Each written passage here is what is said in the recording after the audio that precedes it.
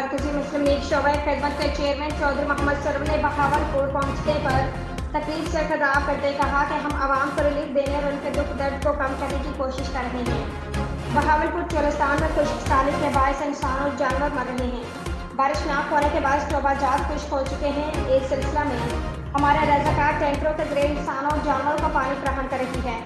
Doctors भी team में शामिल हैं जो कि इंसान और जानवर के मेडिकल कैंप लगाकर इलाज मुआवजा की सहूलियात फराहम की जा रही हैं।